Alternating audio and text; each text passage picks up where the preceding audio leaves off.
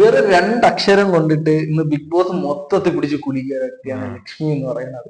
അവർക്കൊരു മൈലേജ് കൊടുത്തതും big boss തന്നെ. ബിഗ് ബോസ് തന്നെയാണ് അവസരം ഒരുക്കി കൊടുത്ത ബിഗ് ബോസ് തന്നെയാണ്.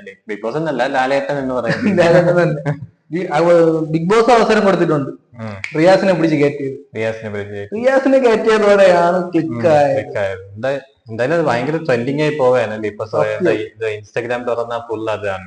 യൂട്യൂബ് ഷോർട്സിലായാലും ഒക്കെ ഒരുപാട് മൊത്തത്തിൽ കിടന്ന് കറങ്ങി. ഫേസ്ബുക്കിലും അതെ. അല്ല, ഒരുപക്ഷെ ചിന്തിച്ചു നോക്കിയാലേ ഈ ഒരു സംഭവം ഇല്ല എന്നുള്ള ആ വാക്ക് ആള് അന്ന് പറഞ്ഞില്ല. എനിക്ക് ഇപ്പൊ ആള് പുറത്താവേണ്ടതാണ്. കാരണം അങ്ങനത്തെ പരിപാടി ഞാൻ തൊട്ട് മുമ്പേ കാണിച്ചു വെച്ചത്. മറ്റേ നമുക്കറിയാലോ മറ്റേ കേസുകളൊക്കെ ഒരാളുടെ ബ്ലെയിം ചെയ്തത്. അപ്പൊ അതൊക്കെ വെച്ച് നോക്കുമ്പോ ആളിപ്പോ പോവേണ്ട സമയമാണ്. പക്ഷെ ആ ഒരു ഒറ്റ വാക്കിലാണ് ആൾക്കിപ്പോ എന്താ പറയാ രക്ഷപ്പെട്ടു പോയത്. ഈ ആഴ്ചയിൽ തന്നെ എവിക്ഷനിൽ നിന്ന് രക്ഷപ്പെട്ടു പോയത് അതുകൊണ്ടാണ്. അത് എല്ലാരും വിചാരിച്ചു ലാലേട്ട അങ്ങനെ ഒരു പ്രഷർ കൊടുക്കുമ്പോഴ് വാക്ക് മാറ്റൂന്ന്. അവിടെ വാക്ക് മാറ്റിയിട്ടില്ല. പിന്നെ ചിലർ പറയും ലാലേട്ടൻ്റെ അടുത്ത് തർക്കിച്ചെന്ന് പറയും. അങ്ങനെ നോക്കിയിട്ട് കാര്യമില്ല. അവരവരുടെ നിലപാടാണ് ഉറച്ചു നിന്നത്. അത് ശരിയാണ്. നമ്മള് ലാലേട്ടന് ഇങ്ങനെ ഒരു നിലപാട് പറയാൻ പറ്റുമെങ്കിൽ എന്തുകൊണ്ട് നമ്മളെ കണ്ടസ്റ്റന്റ് ഇങ്ങനെ പറഞ്ഞുകൂടാന്നുള്ളത് ചോദ്യചിഹ്നം ഉണ്ടല്ലോ. അത് ശരിയാണ്. അപ്പോഴേ അതാണ് കൂടുതൽ ആളുകൾ എന്താ പറയാ ചോദ്യം ചെയ്തത്. ഇപ്പൊ എന്താ പറയാ ട്രെൻഡിങ് വിഷയമായി മാറിക്കൊണ്ടിരിക്കുകയാണ്. ഇത് സംഭവം എന്ന് വെച്ചാല് ഇപ്പൊ റിയാസിനെ ബിഗ് ബോസിലോട്ട് കയറ്റി. റിയാസ് ബിഗ് ബോസിലോട്ട് കയറി വന്നിട്ട് റിയാസ് അങ്ങോട്ടൊരു പ്രഷർ കൊടുക്കണേ. നിങ്ങൾ എന്തുകൊണ്ട് ഈ ഒരു കമ്മ്യൂണിറ്റിയെ പറയുന്നില്ല, സപ്പോർട്ട് ചെയ്യുന്നില്ല, ഇതെന്താണ് ഇങ്ങനെയാണെന്ന്. റിയാസിന്റെ ഒരു നിലപാടിൽ നിൽക്കുന്നു, അവരവരുടേതായി നിലപാടിൽ നിൽക്കുന്നു. അതാണ് ഇവിടുത്തെ മെയിൻ ആയിട്ട് വിഷയം. എല്ലാവർക്കും ഇതിനെ സപ്പോർട്ട് ചെയ്ത് ഇത് എതിർക്കുന്നവര് എന്തോ വലിയ തെറ്റ് ചെയ്തോ തന്നെയാണ് പറയുന്നത്. ഈ പറയുന്ന എല്ലാരും പറയുന്ന കാര്യം എല്ലാവർക്കും എന്താ പറയാ അവരവരുടെ നിലപാട് പറയാൻ പറ്റും. പക്ഷെ അതേസമയം എന്താ പറയാ ഇങ്ങനെ സ്വന്തം നിലപാട് പറയുമ്പോ എന്താ പറയാ എതിർത്തോണ്ട് വരിക എന്നുള്ളതാണ് പരിപാടി. കൊലക്കുറ്റം ചെയ്തുപോലെയാണ് വരുന്നത്. അവർക്ക് ഓക്കെ, നിങ്ങളെ സപ്പോർട്ട് ചെയ്യുന്നത് സപ്പോർട്ട് ചെയ്യും, എതിർക്കുന്നവർ എതിർക്കട്ടെ. ഓരോരുത്തർക്ക് അവര് എന്താ സ്വന്തമായിട്ടുള്ള നിലപാടുകൾ കാണുമല്ലോ. അപ്പൊ അത് അവര് പറയട്ടെ. ഇനിയിപ്പോ എന്താ നമ്മളിങ്ങനെ കിടന്ന് അല്ലേ ഓരോ ആദ്യം ഒഫൻസീവ് ആയിട്ടൊന്നും പറയുന്നില്ല. പിന്നെ എന്താണ് ഇങ്ങനെ പറയാൻ. അത് നമ്മളെ ഈ ലക്ഷ്മിക്ക് അനുകൂലമായിട്ട് വരുന്ന പോസ്റ്റിൽ ഫുള്ള് ഓരോരുത്തന്മാര് വന്നിട്ട് പെമ്പിളായിരുന്നാലും ആമ്പിളായിരുന്നു ശരി ലവ് ഈസ് ലവ് എന്നും പറഞ്ഞുകൊണ്ട് വരുന്നു. ഇവര് വീണ്ടും എന്തിനാണ് കമന്റ് ബോക്സിൽ കയറി ഇങ്ങനെ പറയുന്നതാണ് അടുത്തൊരു ചോദ്യം എന്ന് പറയുന്നത്. ഇവരിങ്ങനെ വന്നിട്ട് ലവ് ഈസ് ലവ്, ഓക്കെ നിങ്ങൾക്ക് ലവ് ആണെങ്കിൽ നിങ്ങൾ അക്സെപ്റ്റ് ചെയ്യൂ, അല്ലാത്തവർ ചെയ്യേണ്ടത്. അവരെന്തിനാ ചുമ്മാ നിർബന്ധിക്കുന്നത്? അവരെയും കൂടെ എന്തിനാണ് അക്സെപ്റ്റ് ചെയ്യാൻ നിർബന്ധിക്കുന്ന ചോദ്യം. ഇപ്പം എനിക്ക് തോന്നുന്നു മിക്കവർക്കും ഉള്ളൊരു എന്താ പറയാ സംസാരങ്ങൾ, നാട്ടിലായാലും ഒക്കെ സംസാരങ്ങൾ അത് തന്നെയാണ്. ബിഗ് ബോസ് എന്താ പറയാ മൊത്തത്തിലൊരു ട്രെൻഡിങ് വിഷയമായിട്ട് പൊയ്ക്കൊണ്ടിരിക്കുകയാണ്. അത് എനിക്ക് തോന്നുന്നു മറ്റു ലാംഗ്വേജിനേക്കാളും കിടിലായിട്ട് മലയാളം പോകുന്നു തോന്നുന്നു. ഇപ്പം തെലുങ്കായിരുന്നാലും 9 എപ്പിസോഡ് കഴിഞ്ഞ് നാഗാർജുന നടത്തുന്നത്. അതൊന്നും ഇത്ര ഒരു വിഷയമായിട്ട് വന്നില്ല. ഹിന്ദി ആണെങ്കിൽ ഇതുപോലെ ചെറിയ പരിപാടികളാണ് അറിയാം, നമുക്കറിയാം. പക്ഷെ ഇത് നമുക്ക് പറഞ്ഞല്ലോ നമ്മുടെ മലയാളികളുടെ ഒരു സ്വഭാവത്തിനൊത്ത് വരുന്ന ഒരു പരിപാടിയാണ്. അതാണ് ഇത്രയും ട്രെൻഡിങ് ആയിട്ട് ഇത്രയും വർഷങ്ങൾ വരെ ഇപ്പോഴും കൂടുതൽ ട്രെൻഡിങ് ആയി പോകുന്നത്. പ്രത്യേകിച്ച് ഇവരുടെ സെലക്ഷൻസ് അല്ലേ പക്കയാണ്. എങ്ങനെ ഒരു വിഷയം ഉണ്ടാക്കുക, അല്ലെങ്കിൽ എങ്ങനെ കുറെ അടികൾ ഉണ്ടാക്കാം, കുറെ പ്രശ്നങ്ങൾ ഉണ്ടാക്കാം, എങ്ങനെ ഈ പ്രേക്ഷകരെ പിടിച്ചു കുറെ വെറൈറ്റി ക്യാരക്ടേഴ്സ് ഇത് എല്ലാരും ഒരുമിച്ച് കൊണ്ടുവന്ന് ഒരു വീടിന്റെ അകത്തിടുമ്പോൾ എന്ത് സംഭവിക്കും? ഓരോ സാഹചര്യത്തിൽ വളർന്നു ഓരോ സ്വഭാവം ഓരോ പലതരം എന്താ ജീവികളെ ഒരുമിച്ചിട്ട് കൂട്ടിന്റെ അകത്ത് കൊണ്ടിട്ടാൽ എന്ത് ചെയ്യും? തമ്മിൽ തല്ലി ലാസ്റ്റ് ജയിക്കും. അതാണ് ഇവിടെ നടക്കുന്നത്. അത്രേ ഉള്ളൂ. ഇതിന് മെയിൻ ആയിട്ട് വീണ്ടും പറയുന്നത് വെച്ചാല് ഈ ബിഗ് ബോസ് ഇപ്പൊ ഉള്ളത് ഒരു സ്ക്രിപ്റ്റഡ് ആയിട്ടാണ് പോകുന്നത്. കാരണം കഴിഞ്ഞ പല കണ്ടസ്റ്റൻസിനെയും കയറ്റി കഴിഞ്ഞ സീസണിലുള്ള ഇതിന് മെയിൻ ആയിട്ട് ഞാൻ പറഞ്ഞുതരാം. നമ്മൾ അനിമോളെ പ്ലാച്ചി എടുത്തറിഞ്ഞ അയ്യോ അത് കോമഡിയായിരുന്നു. പ്ലാച്ചി എവിക്ടർ ഇങ്ങനെ വന്നിട്ട് അവൻ എടുത്ത് പ്ലാച്ചി ഇത് കമന്റ് എന്റെ കമന്റുകളാണ് എന്നെ കാട്ടി എന്റെ ഒരാൾ പറയും പ്ലാച്ചി എന്താ പ്രധാന വാതിലൂടെ പുറത്തേക്ക് വരിക. അതും ഒരു തരം സ്ക്രിപ്റ്റ് ആണ്. കാരണം ഷിയാസിന്റെ അടുത്ത് അങ്ങനെ പറഞ്ഞു വിട്ടതാണ് തോന്നുന്നത്. അതിന്റെ 3ാമത്തെ ദിവസം പ്ലാച്ചി വീണ്ടും തിരിച്ചറിഞ്ഞു കൊടുത്തു.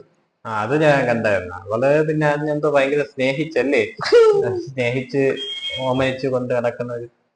ഈ 50ാമത്തെ ദിവസം വരെ പോകുമ്പോഴും കട്ടക്കാണ് ബിഗ് ബോസിലെ കണ്ടസ്റ്റന്റ് നിൽക്കുന്നത്. അത് ചിലവര് മാത്രം ഉറങ്ങിയിരിക്കുന്നു, ബാക്കിയുള്ളവരൊക്കെ പക്കയായിട്ട് നല്ല പക്കയായിട്ട് ഇരിക്കാണ്. പ്രത്യേകിച്ച് എനിക്ക് തോന്നുന്നു നമുക്ക് എന്താ പറയാ ആദ്യം ട്രെൻഡിങ് ആയി നിന്ന കുറെ പേര് പിന്നെ എന്താ ഒന്ന് കുറഞ്ഞിട്ടുണ്ട്. പക്ഷെ അതേസമയം ഒന്ന് എന്താ താന്ന് നിന്നവരൊക്കെ ഇപ്പൊ പിന്നെ പൊങ്ങി വരുന്നുണ്ട്. അനീഷിന്റെ ഫ്രണ്ട് ആയ ഒരാളുണ്ടല്ലോ, ഷിയാസ് ഷാനവാസ്. അതെ, ആളുടെ മൈലേജ് ഇപ്പം പൊങ്ങി പൊങ്ങി വരെയായിരുന്നു. പ്രത്യേകിച്ച് ആ എന്താ അതും മെയിൻ കാരണം റിയാസാണ്. ആ റിയാസ് കയറി ഓരോ അവസരങ്ങൾ ഉണ്ടാക്കി കൊടുക്കുന്ന പോലെയാണ്. ഈ റിയാസ് വന്നിട്ട് എന്തിനാണ് എന്റെ അത് കാണിച്ചു വിട്ടുന്നത്, അവന് പോലും ഒരു കാര്യമില്ല. അപ്പൊ ഒന്നും പറയണ്ട, ഇനി ബി ടി ക്യു കമ്മ്യൂണിറ്റി എന്ന് പറഞ്ഞുകൊണ്ട് വരും, കണ്ണും തന്നെ വിളിച്ചുകൊണ്ട് വരും. വല്ല കാര്യമാണെന്ന് വെച്ചാൽ അതുമില്ല. എന്തായാലും അങ്ങനെ പോയി. എന്തായാലും ഈ ആഴ്ച ഭയങ്കര ഇൻട്രസ്റ്റിംഗ് ആയിരുന്നല്ലേ, പിന്നെ പലതരം ഗസ്റ്റുകൾ വന്നു. ഇപ്പൊ ഷിയാസ് വന്നു, അതുപോലെ എന്താ പറയാ അഖിൽ മാരാർ അഖിൽമാരാർ വന്നിട്ട് പോയി, റിയാസ് വന്നു. ഭയങ്കര ഇൻട്രസ്റ്റിംഗ് ആയിരുന്നു. മറ്റേ ശോഭനെ ആളും വന്നു, ഭയങ്കര ഇൻട്രസ്റ്റിംഗ് ആയിരുന്നു. ഈ ബിഗ് ബോസ് ഇപ്പം എത്രയും വലിയ ട്രെൻഡിങ് ആകാൻ കാരണം ഞാൻ പറഞ്ഞില്ല, ആ ഒരു രണ്ടക്ഷരം ഇല്ല എന്ന് പറഞ്ഞ രണ്ടക്ഷരമാണ്. പലരും പറയുന്നത് വേണമെങ്കിൽ ലക്ഷ്മി വീണ്ടും അവിടെ വെച്ച് ലാലേട്ടനോട് തർക്കിക്കായിരുന്നു. അവിടെ ലക്ഷ്മി ഒരു മെച്യൂരിറ്റി കാണിച്ചു. അത്രയും വലിയൊരു നടനോട് ആ ഒരു സംഭവം പറഞ്ഞ് മാത്രം നിർത്തി. ബാക്കിയുള്ളവരാണെങ്കിൽ അവിടെ നിന്ന് തർക്കിച്ചു, ഉറപ്പായിട്ട് തർക്കിച്ചു. എന്തായാലും കൊള്ളാം. അതെന്താ പറയാ, ആള് അതുകൊണ്ട് മാത്രമാണ് ഇപ്പൊ നിക്കുന്നത് ശരിക്കും പറഞ്ഞു. അല്ലെങ്കിൽ ഇപ്പോഴത്തേക്കും വീട്ടിൽ പോകാൻ സമയം കഴിഞ്ഞു. സത്യം, അതാണ് എന്റെ ഒരു സത്യാവസ്ഥ. പിന്നെ ഇതില് മെയിൻ ആയിട്ട് ലാലേട്ടൻ പറഞ്ഞത് വേറൊരു വാക്കുണ്ട്, അതും ചില ട്രോൾസ് ആയിട്ട് വരുന്നുണ്ട്.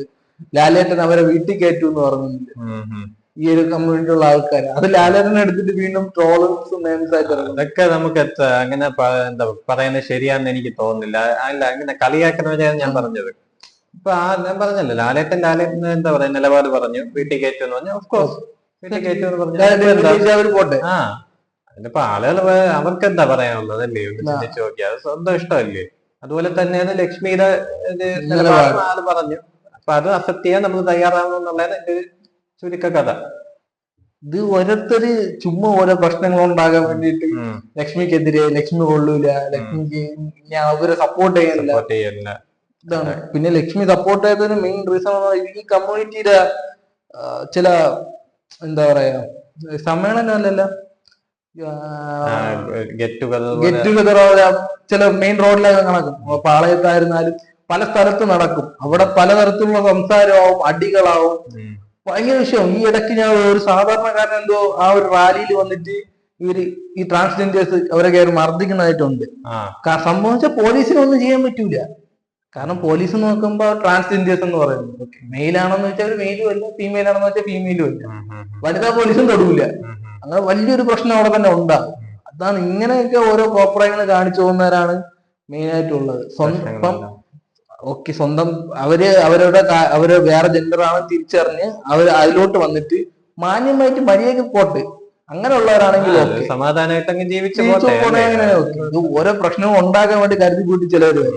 അതാണ് ഇവർക്ക് മിക്കവർക്കും പിടിക്കാൻ പറ്റാത്തത്. സോ എന്തായിരുന്നാലും ബിഗ് ബോസിൽ ഈ ലക്ഷ്മി പ്രിയ വന്നിട്ട് മൂന്നാമത്തെ ആഴ്ച എവിക്റ്റ് ആവാനുള്ളതിന് പകരം ഇത്രയും നാള് പിടിച്ചു നിന്നത് ഈ ഒരു രണ്ടൊരു വാക്കിൽ പുറത്താണ്. സോ ഇതിനെ പറ്റിയുള്ള നിങ്ങളുടെ അഭിപ്രായം എന്താ, ജസ്റ്റ് ഒന്ന് കമന്റ് ചെയ്ത് അറിയിക്കുക. സോ എനിക്ക് തോന്നുന്നത് ലക്ഷ്മി ചെയ്തത് ഒരിക്കലും തെറ്റാണെന്ന് നമുക്ക് ആർക്കും പറയാൻ പറ്റില്ല. കാരണം അവരവരുടെ നിലപാട് മാത്രം പറഞ്ഞതേ ഉള്ളൂ. ഒരു നിലപാടിനെ അവർക്ക് ഇത്രയധികം ഹാറ്റേഴ്സും അതേപോലെ തന്നെ ഫാൻ ബേസും ഉണ്ടാകാൻ പറ്റുമെങ്കിൽ നിങ്ങളൊന്ന് ജസ്റ്റ് ഒന്ന് ചിന്തിച്ചു നോക്കുക. സോ അടുത്ത